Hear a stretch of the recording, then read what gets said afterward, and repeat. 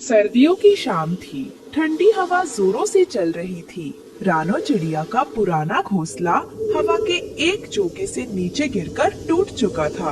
वह अपनी छोटी बेटी गुड़िया के साथ एक डाली पर पत्तों में छिपकर बैठी थी। मेरी नन्ही गुड़िया, मुझे माफ कर दो। आज रात हमारे पास सिर छिपाने के लिए कोई छत नहीं है, और देखो कितनी जोरों से ठंडी हवा चल रही है। तुम्हें बहुत ठंड लग रही होगी ना? मुझे बहुत बुरा लग रहा है कि मैं। दोस्तों, ये रहे हमारी आज की वीडियो के प्यारे सब्सक्राइबर्स और फॉलोअर्स के नाम। इंशा, अंजलि, आयुषी यादव, शेख हमजा, रोशनी। जो नहीं चुने गए, चिंता मत करो, अगली बार तुम भी बन सकते हो जंगल के सुपरस्टार। दोस्तों, अगर आप भी चाहते हैं मैं आपका नाम अपनी कहानी में लूं, तो देर किस बात की, जल्दी से कमेंट करके। तुम्हें सुरक्षित नहीं रख पाई। माँ, मुझे बहुत डर लग रहा है। क्या हम आज रात ऐसे ही रहेंगे? बारिश होने वाली है। नहीं बेटा, तुम बिल्कुल चिंता मत करो। मैं तुम्हें इस तरह ठिठुरने नहीं दूंगी। मैं अभी फौरन जाती हूँ और कुछ न कुछ इंतजाम करती हूँ। तुम बस यही पत्तों के बीच अच्छे से छिपी रहो, मैं जल्द ही वापस आऊंगी। रानो मदद मांगने के लिए कुछ दूर एक पेड़ पर रहने वाले कालू कौवे के पास जाती है। कालू अपने घर में मजे से अंगूर खा रहा था। कालू भैया, मैं जानती हूँ कि आप अपने घर में आराम कर रहे हैं, लेकिन क्या आप आज रात के लिए मुझे और मेरी छोटी सी बेटी को अपने घर के बस एक कोने में थोड़ी सी जगह दे सकते हैं? हमारा पुराना घोंसला हवा के झोंके से टूट गया है, और गुड़िया अभी बहुत छोटी है। अरे जाओ जाओ, मैंने इतनी मेहनत से अपना घर बनाया है, कोई धर्मशाला नहीं खोली है। तुम जैसी गरीब चिड़िया को तो पहले ही सोचना चाहिए था। यहाँ से जाओ, मुझे परेशान मत करो। रानो उदास होकर वहाँ से उड़ जाती है। उसकी आंखों में आंसू हैं, लेकिन उसे अपनी बेटी के लिए कुछ करना है। वह जंगल में इधर उधर देखती है। हे भगवान, अब मैं क्या करूं? इस घने जंगल में कोई भी मेरी मदद नहीं कर रहा। मुझे इतनी निराशा कभी महसूस नहीं हुई। अगर बारिश अभी शुरू हो गई तो मेरी प्यारी बच्ची बीमार पड़ जाएगी। नहीं, मुझे इतनी जल्दी हार नहीं माननी चाहिए। मुझे अपनी गुड़िया के लिए कुछ करना होगा। उड़ते उड़ते रानो की नजर गांव के पास एक कचरे के ढेर पर पड़ती है। वहाँ एक पुराना टूटा हुआ नीला प्लास्टिक का ड्रम पड़ा था। अरे, वह जो गांव के पास कचरे के ढेर पर पड़ा है, वह नीला डिब्बा। हाँ, वह तो काफी बड़ा दिख रहा है, और सबसे अच्छी बात यह है कि वह प्लास्टिक का है, तो उसमें हवा और पानी अंदर बिल्कुल नहीं जाएगा। शायद वही मेरी गुड़िया की जान बचा सकता है। रानो नीचे उतरती है। ड्रम भारी है और गंदा भी, लेकिन रानो के पास कोई और चारा नहीं है। वह उसे अपनी चोंच और पैरों से धकेलने की कोशिश करती है। ओह, यह बहुत भारी है और मैं थक गई हूँ, लेकिन मुझे इसे ले जाना ही होगा। मैं अपनी बच्ची को इस ठंड में नहीं छोड़ सकती। वह ठंड से ठिठुर रही है। हिम्मत कर रानो, हिम्मत कर, तू यह कर सकती है। रानो अपनी पूरी जान लगाकर उस नीले ड्रम को लुढ़काते हुए जंगल की तरफ ला रही है। उसके पंख दुख रहे हैं। बस थोड़ी दूर और। वह बड़ा बरगद का पेड़ अब पास ही है। हाँ, वहाँ यह ड्रम पेड़ की जड़ों के बीच बिल्कुल सुरक्षित रहेगा और हवा से हिलेगा भी नहीं। रानो ड्रम को पेड़ की जड़ों के बीच फंसा देती है। वह जल्दी जल्दी अंदर सूखी घास और रुई बिछा देती है। हाँ, चलो शुक्र है, आखिरकार मैंने इसे सुरक्षित स्थान पर पहुंचा ही दिया। यह जगह दिखने में भले ही किसी महल जैसी सुंदर ना हो, लेकिन यह बंद है और अंदर से गर्म है, जो सबसे जरूरी है। रानो जल्दी से वापस आती है जहाँ गुड़िया इंतजार कर रही थी। माँ, आप आ गई। मुझे लगा आप मुझे छोड़कर चली गई। पगली, तुम ऐसा सोच भी कैसे सकती हो कि मैं तुम्हें छोड़कर कहीं जा सकती हूँ? मैं तुम्हें कभी नहीं छोड़ सकती। चलो, मैंने हमारे लिए एक नया मजबूत और सुरक्षित घर ढूंढ लिया है। अब जल्दी से चलो। रानो गुड़िया को लेकर ड्रम के अंदर आ जाती है। बाहर तेज बारिश शुरू हो जाती है। ड्रम के अंदर वे दोनों सूखे और सुरक्षित हैं। माँ, ये घर तो बहुत अच्छा है। बाहर इतनी तेज आवाज हो रही है, पर यहाँ हमें हवा भी नहीं लग रही। हाँ बेटा, यह हमारा छोटा सा मजबूत नीला किला है। तुम देख रही हो बाहर कितनी तेज बारिश हो रही है, लेकिन यहाँ इस प्लास्टिक के अंदर कोई बारिश हमें छू भी नहीं सकती और ना ही ठंडी हवा अंदर आ सकती है। बारिश बहुत तेज हो गई थी। तूफान ने विकराल रूप ले लिया है। कालू कौवे का घोंसला, जो पेड़ की सबसे ऊंची डाली पर था, हवा के थपेड़ों को सह नहीं पाता। अरे नहीं, मेरा घर बचाओ, मेरा घर टूट रहा है। ये हवा तो मुझे उड़ा ले जाएगी। देखते ही देखते कालू का घोंसला बिखर जाता है और कालू जमीन पर कीचड़ में गिर जाता है। कालू भीगता हुआ, कांपता हुआ रानो के नीले ड्रम के पास आता है। उसे अपनी गलती का एहसास हो रहा है। रानो बहन, क्या तुम अंदर हो? मुझे माफ कर दो, मेरा सब कुछ तबाह हो गया। मुझे बहुत ठंड लग रही है, क्या तुम मेरी मदद करोगी? कालू भैया, आप इस हालत में? रानो ने कालू को अंदर बुला लिया था। सुबह हो गई है और बारिश रुक चुकी है। देखिए भैया, घर वह नहीं होता जो सुंदर दिखे, घर वह होता है जो मुसीबत में काम आए। मैंने कचरे से यह ड्रम उठाया था, लेकिन आज इसी ने हम सबकी जान बचाई। तुम सही कह रही हो रानो। मैंने तुम्हारे घर का मजाक उड़ाया और खुद को बड़ा समझा, लेकिन आज तुम्हारे इस छोटे से कचरे के घर ने ही मुझे पनाह दी। मुझे माफ कर दो। कालू अब रानो के काम में मदद करने लगता है। रानो बहन, मुझे अपनी गलती सुधारने का मौका दीजिए। मैं इस ड्रम के लिए एक मजबूत दरवाजा बना देता हूँ, ताकि भविष्य में कोई जानवर अंदर न आ सके। धन्यवाद कालू भैया। अगर हम सब मिलजुल कर रहेंगे तो जंगल में किसी को भी बेघर नहीं होना पड़ेगा। आप हमारे साथ यही भोजन कीजिए। कुछ दिनों बाद का नजारा बदल गया है। रानो और कालू ने मिलकर उस पुराने गंदे ड्रम को फूलों और लताओं से सजा दिया है। अब वो कचरा नहीं, बल्कि जंगल का सबसे सुंदर बंगला लग रहा है। माँ देखो, कालू अंकल ने घर को कितना सुंदर बना दिया है। अब तो कोई कह भी नहीं सकता कि ये वही पुराना ड्रम है। हाँ बेटी, जब मुसीबत आती है तो वो हमें साथ रहना और चीजों की कद्र करना सिखा जाती है। रानो की समझदारी ने दुख को खुशियों में बदल दिया। उसने न सिर्फ अपना परिवार बचाया, बल्कि एक नया दोस्त भी। एक घने जंगल में, जहाँ पेड़ों की छांव गहरी थी और नदी कल कल बहती थी, वहाँ कालू कौवा नाम का एक पक्षी रहता था। कालू सिर्फ एक कौवा नहीं था, वह जंगल के सबसे निर्दयी और लालची पक्षियों में से एक था। वो अपने गधे से दिन भर नदी से पानी भरवाता और उसे पत्थर ढोने का काम करवाता था।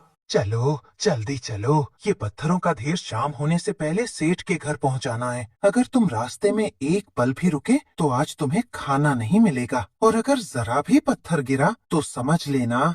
मालिक, मेरी पीठ पर जख्म हो गए हैं। सुबह से एक बूंद पानी भी नहीं पिया। मेरा गला सूख रहा है। शायद अब मैं और नहीं चल पाऊंगा। गधे के पैर कांप रहे थे।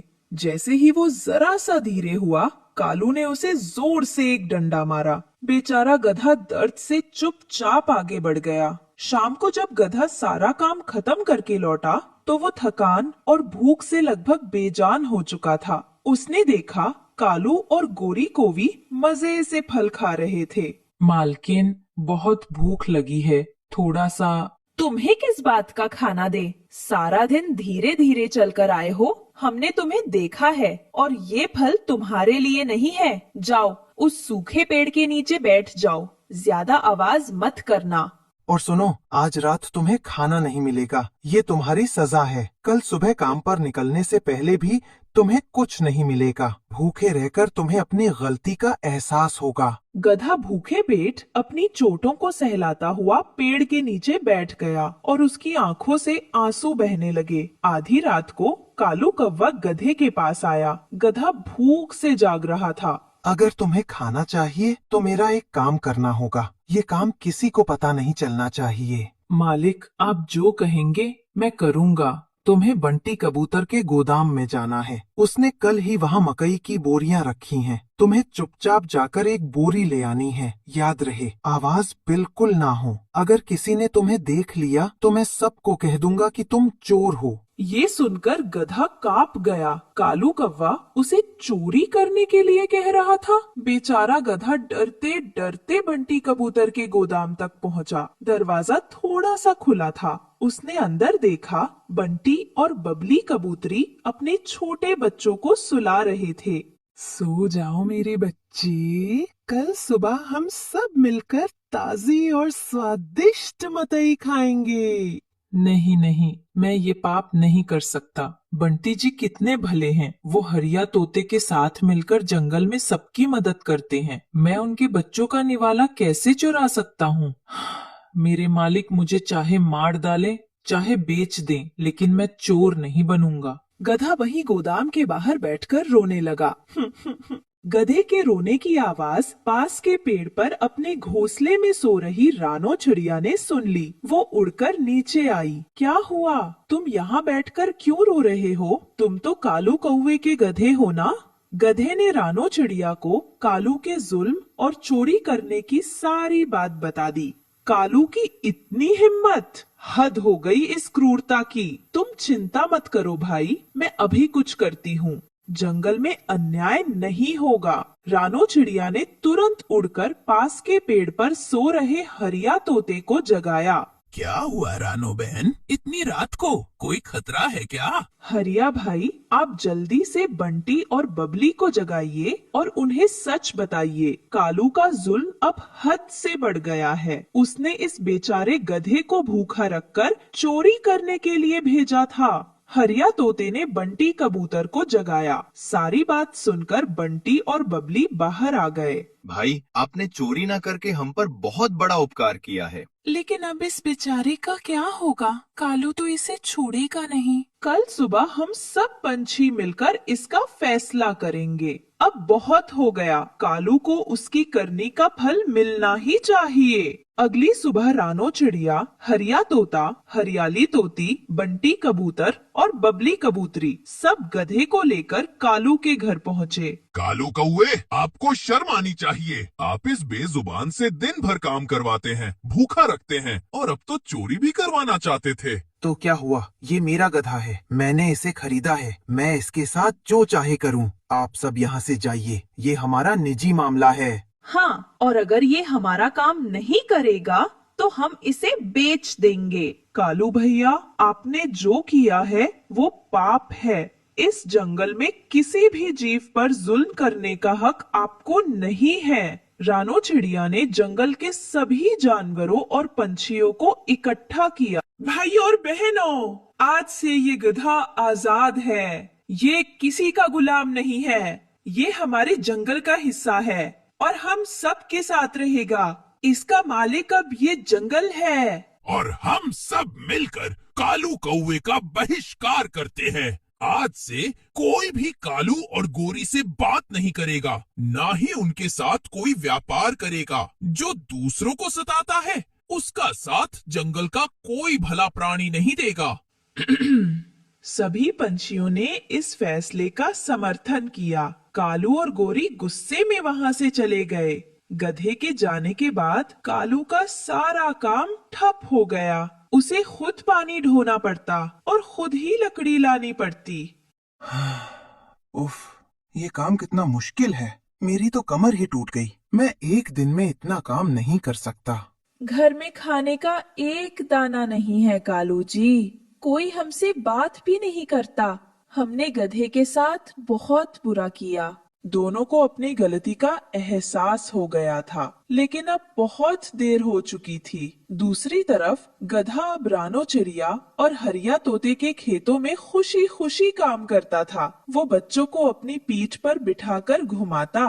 लो भाई, पेट भर कर खाओ, तुम्हें जितना चाहिए उतना खाओ। हरिया तोते के बच्चे गधे के आसपास खेल रहे थे। गधा पहली बार खुशी और अपनापन महसूस कर रहा था। देखा, जब हम किसी का भला करते हैं तो भगवान हमारा भला करता है और हमें सच्चा सुख मिलता है। और जो दूसरों को सताता है, जो अन्याय करता है, उसका अंजाम कालू कौवे जैसा होता है। गधा अब आजाद था और जंगल के सभी प्राणियों का प्यारा साथी बन गया था। उसने ईमानदारी का रास्ता चुना था और उस ईमानदारी ने उसे जुल्म की गुलामी से मुक्त करा दिया। रानो चिड़िया बूढ़ी फाख्ता के साथ ही रहा करती थी। बूढ़ी फाख्ता अब कुछ ज्यादा ही बीमार रहने लगी थी। रानो रानो बेटी, मुझे लगता है मेरा आखिरी वक्त आ गया है। तुमने मेरी बहुत सेवा की है, ये घर मैं तुम्हें देती हूँ। माँ जी, ऐसी बातें मत करें, आपको कुछ नहीं होगा।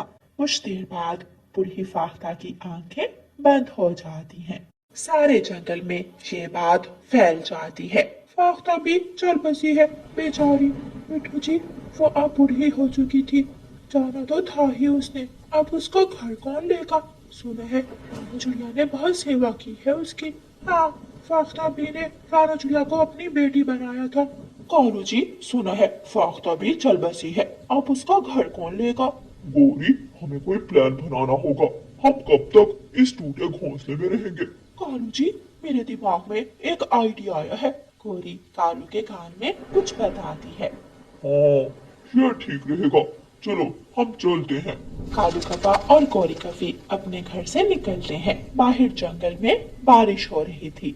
वो बारिश में उड़ते हुए जाते हैं और बूढ़ी फाख्ता के घर के दरवाजे पर दस्तक देते हैं। रानो चिड़िया दरवाजा खोलती है। चल भी चिड़िया, अब निकल इस घर से। क्या कालू भाई, आप ये क्या कह रहे हैं? मैं इस घर से क्यों निकलूं? ये घर फाख्ता भी मुझे देकर गई है। फाख्ता भी ये घर तुम्हें कैसे दे सकती है? उसने तो ये घर पहले ही हमें बेच दिया था। झूठ झूठ बोल रहे हो आप। मैं इस घर से कहाँ जाऊंगी, मैं यही रहूंगी। दो लगाऊंगा कान के नीचे और तुम्हारी अकल ठिकाने आ जाएगी। चल निकल यहाँ से। कालू कव्वा चिड़िया को धक्का देता है और घर से बाहर निकाल देता है। इस तेज बारिश में मैं कहाँ जाऊंगी? मुझ पर रहम करो, मुझे अंदर आने दो। कव्वे घर के अंदर जाकर दरवाजा अंदर से बंद कर लेते हैं। कालू जी, वैसे मेरे दिमाग में एक और आइडिया आया है। क्यों ना हम इस छोटी चिड़िया को अपना नौकर बनाकर रख लें?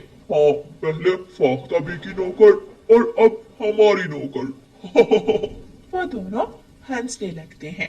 प्लीज दरवाजा खोलो। गौरी कव्वी और कालू कव्वा बाहर आते हैं। अगर तुम घर के अंदर आना चाहती हो तो सिर्फ एक शर्त पर ही आ सकती हो। वो क्या? तुम्हें घर का सारा काम करना होगा और जो हम कहें वो करना होगा। रानो चिड़िया सोचती है, बारिश के मौसम में तो मुझे इनकी बात माननी होगी, बाद में देख लूंगी इस गौरी और कालू को।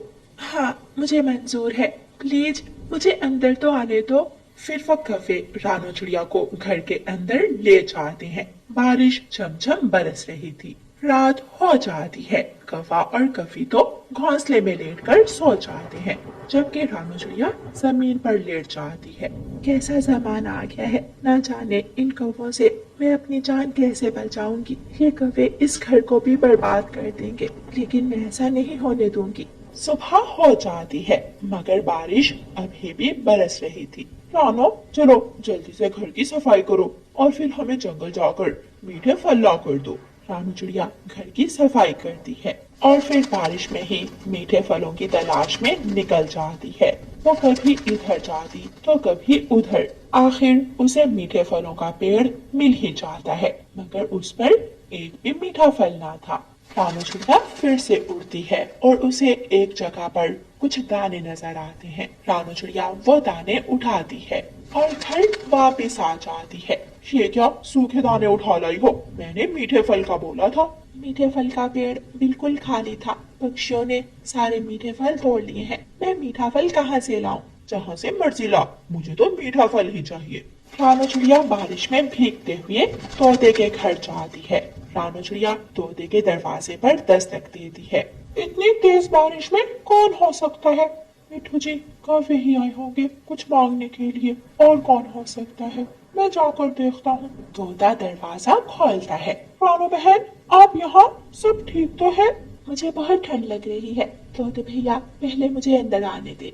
आइए आइए रानो बहन, अंदर आ जाइए। तोता रानो चिड़िया को अपने घर ले जाता है। रानो बहन क्या हुआ है? रानो चिड़िया सारी बात तोते और तोती को बताती है। वो दुष्ट कौवे कभी नहीं सुधरेंगे।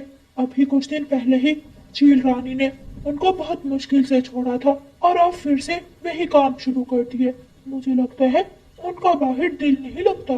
तोते भैया अब आप ही बताएं, मैं क्या करूं?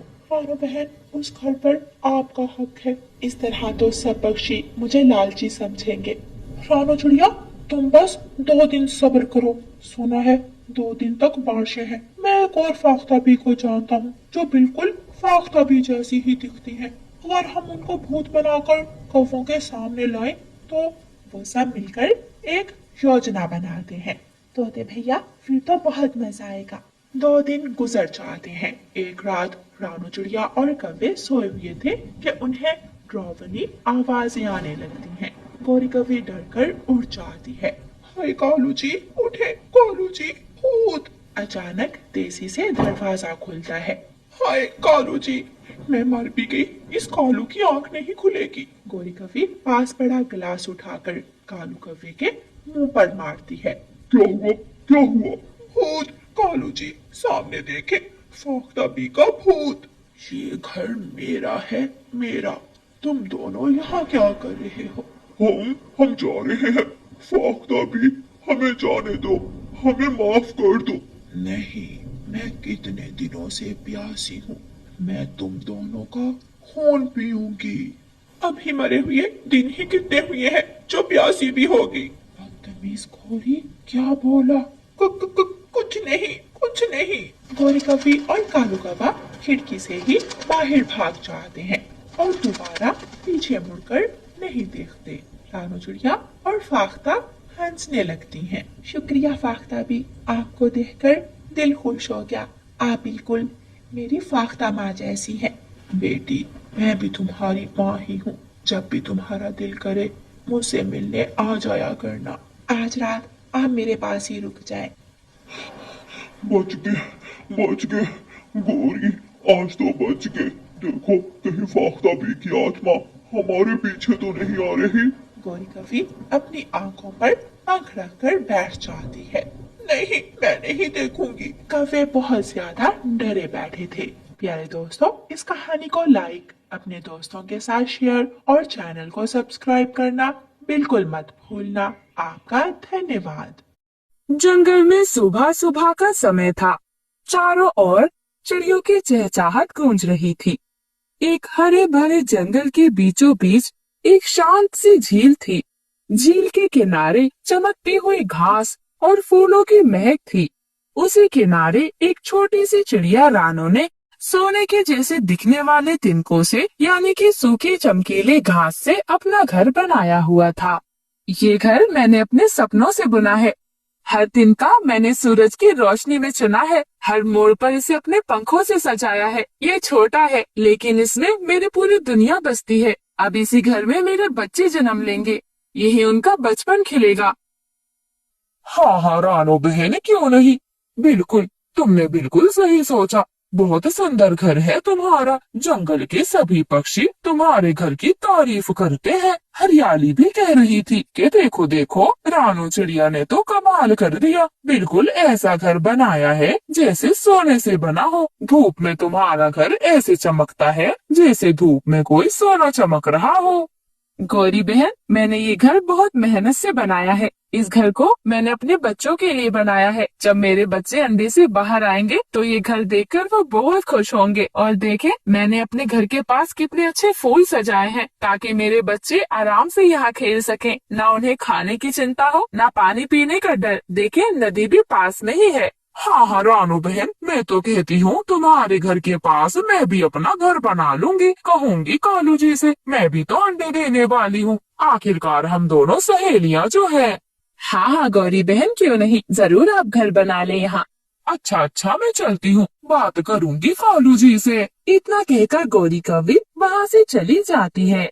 वहीं दूसरी तरफ रानो के घोंसले में तो अंडे थे, छोटे छोटे अंडे, और रानो चिड़िया दिन रात उन्हें अपने पंखों से ढकती, उन्हें हवा से और हर खतरे से बचाती। मेरे नन्हे नन्हे अंडों, तुम दोनों मेरी सांसों की वजह हो। जब तुम उड़ोगे तब मेरी आत्मा उड़ान भरेगी। जब तुम इस दुनिया में आओगे ना, तो देखना तुम्हारी माँ ने कितना अच्छा घोंसला बनाया है। तुम्हारे लिए नदी का ठंडा पानी और प्यारे प्यारे फूलों की खुशबू इंतजार कर रही है मेरे बच्चों।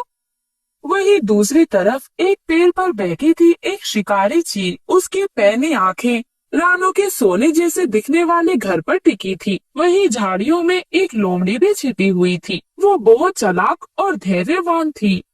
सोने का घर और उसमें 2 मुलायम अंडे, एक झपटा और मेरा पेट भर जाएगा। अरे अरे, ये चील तो बस ताक में लगी है, लेकिन असली चाल तो मैं चलूंगी। जब सब सो रहे होंगे तब अपना खेल खेलूंगी और चिड़िया के दोनों अंडे मेरे। फिर किसी दिन फुर्सत में आऊंगी और इस छोटी चिड़िया को भी खा जाऊंगी। सुबह सुबह का समय था। रानो चिड़िया अपने पौधों में, अपने फूलों में पानी दे रही थी। तभी उसकी नजर चील के पंख पर पड़ती है। हे भगवान, ये क्या? ये तो चील का पंख है। लगता है उसे मेरे अंडों की भनक लग गई है। ये जंगल जितना सुंदर है उतना ही खतरनाक है। हर तरफ शिकारी है। मुझे अपने बच्चों की रक्षा करनी होगी।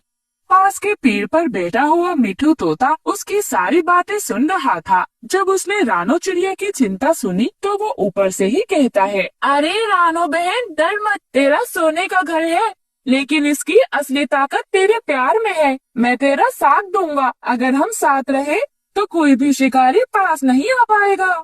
आपका बहुत बहुत शुक्रिया मिठू भैया, लेकिन यहाँ पर मुझे कुछ निशान नजर आ रहे हैं। ये किसी शिकारी जानवर के हैं और ये चील का पंख। ना जाने कितने जानवर और पक्षी मेरे अंडों के ऊपर नजर गड़ाए बैठे हैं। अरे रानो, चिंता मत कर, मैं हूँ ना, मैं भी नजर रखूंगा और तू भी सतर्क रहना।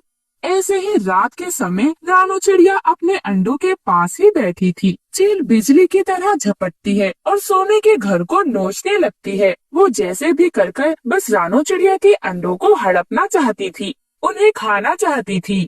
आज मैं भूख नहीं सहूंगी। ये अंडे मेरे हैं, सोने का घर भी मेरा होगा और ये अंडे भी। तभी रानो चिड़िया अपने घोंसले से बाहर आ जाती है। वो हिम्मत जुटाती है। मेरे बच्चों को मत छूना। ये घर सिर्फ तिनकों का नहीं, ये मेरी आत्मा का विस्तार है। मैं तुम्हें रोकूंगी। मेरे होते हुए मैं तुम्हें अपने अंडों को छूने भी नहीं दूंगी। अरे तू एक नन्ही सी चिड़िया, तू रोकेगी अब मुझे? अब तू देख, पहले आज तुझे ही शिकार बनाऊंगी। चील, मैं छोटी जरूर हूँ, लेकिन मेरे जीते जी तू मेरे अंडों पर अपना पर भी नहीं लगा सकती। उन्हें खाना तो बहुत दूर की बात है। और फिर रानो चिड़िया ने अपने नन्हे शरीर से चील का सामना किया। वो बार बार चील के पंजों से बचती रही, अपने बच्चों की ढाल बनी। जब तक मेरी सांसें चल रही है कोई मेरे बच्चों को छू नहीं सकता। मैं माँ हूँ और माँ की ताकत को कोई मात नहीं दे सकता। चील, एक माँ को कभी कम मत आंकना। शोर की आवाज सुनकर मिठू तोता भी उड़ते हुए वहाँ पर आ जाता है और वो चील की आंखों पर वार करता है। अरे भाग जा चील, ये घर माँ के प्यार से बना है। तेरी भूख इसकी दीवार नहीं तोड़ सकती। अभी मैं शोर मचाकर जंगल के सभी पक्षियों को इकट्ठा कर लूंगा और फिर देखना, तेरे पंख नोच कर फेंक देंगे सब। इतना सुनकर चील चौंक जाती है और वो उड़कर वहाँ से भाग जाती है। मिठू भैया, तुमने मेरी मदद की, तुमने मेरी उम्मीद को बचा लिया। अगर आज तुम ना होते तो एक माँ हार जाती।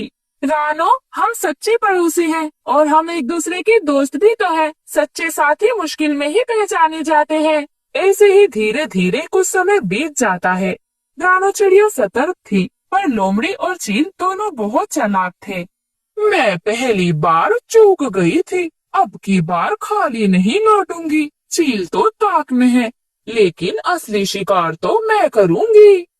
उसी बीच चील फिर आती है और रानो चिड़िया के घोंसले पर हमला करने की कोशिश करती है, लेकिन मिठू तोता और रानो चिड़िया दोनों मिलकर उसे भगा देते हैं। मिठू भैया, कब तक ये डर बना रहेगा? हर दिन एक नई परीक्षा है। रानो, जब तक तो डरी नहीं, कोई तुझे हरा नहीं सकता। एक रात रानो चिड़िया किसी काम से थोड़ी दूर चली गई थी। उसी रात लोमड़ी आती है और मौके का फायदा उठाकर वो एक अंडा उठाकर भाग जाती है। जब रानो चिड़िया अपने घोंसले में लौटती है तो अपना अंडा वहाँ ना पाकर वो तो बुरी तरह टूट जाती है। नहीं, मेरी बच्ची, मेरा सपना, सब कुछ अधूरा रह गया। मैं सोचती थी कि मेरे दोनों बच्चे साथ उड़ेंगे, लेकिन अब तो मेरा आकाश ही अधूरा है। रानो के रोने की आवाज सुनकर मिठू तोता और बंटी कबूतर दोनों उसके पास आ जाते हैं। अरे रानो, ये जंगल है, यहाँ हर माँ को लड़ना पड़ता है। तू टूटी नहीं है, तू मजबूत है। हाँ रानो बहन, अब मैं भी तुम्हारे साथ हूँ। हम तीनों मिलकर इस अंडे में से बच्चा निकलने तक तुम्हारी देखरेख में रहेंगे। तुम बिल्कुल भी चिंता मत करो। अब तुम्हारे अंडे पर किसी की नजर भी नहीं पड़ने देंगे हम। हे भगवान, क्यों हर बार एक माँ को इतनी मुश्किल परीक्षाओं से गुजरना पड़ता है? हर बार एक माँ की परीक्षा इतनी कठिन क्यों होती है? क्या प्यार की कीमत इतनी भारी होती है भगवान? रानो, तेरे आंसू तेरी ताकत है। जो बच्चा बचा है अब वो तेरा भविष्य है। उसे बचा, और जो खोया है उसकी याद को अपनी शक्ति बना। हाँ रानो, अब वक्त आ गया है। तुझे अपने बच्चे के लिए जीना होगा, लड़ना होगा और मजबूत बनना होगा। ऐसे ही एक शाम उस बचे हुए अंडे से एक बच्चा निकलता है। रानो चिड़िया उसका नाम कुकू रखती है। मेरे बेटे कुकू, अब तू ही मेरी दुनिया है कुकू। तेरी मुस्कान में मेरी सुबह है, तेरी उड़ान में मेरा आकाश है मेरे बच्चे। समय के साथ साथ धीरे धीरे कुकू बड़ा हो जाता